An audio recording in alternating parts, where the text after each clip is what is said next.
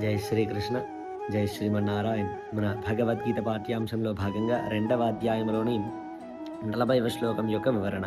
ముందుగా శ్రీకృష్ణ పరమాత్మ యొక్క ప్రార్థన.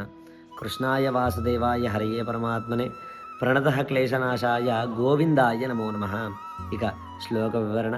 శ్రీ భగవానువాచ నేహాభిక్రమనాశోస్తి ప్రత్యవాయో న విద్యతే స్వల్పమప్యస్య ధర్మస్య త్రాయతే మహతో భయాత్.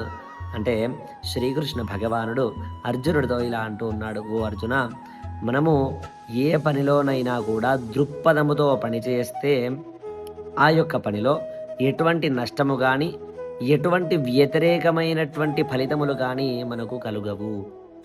మరియు ఇందులో మనం కొంచెం సాధన చేసినా కూడా అది మనల్ని చాలా పెద్ద ప్రమాదముల నుండి కాపాడుతుంది అని శ్రీకృష్ణ భగవానుడు అర్జునుడితో పలికినట్లుగా ఈ యొక్క శ్లోక వివరణలో మనకు తెలుపబడింది.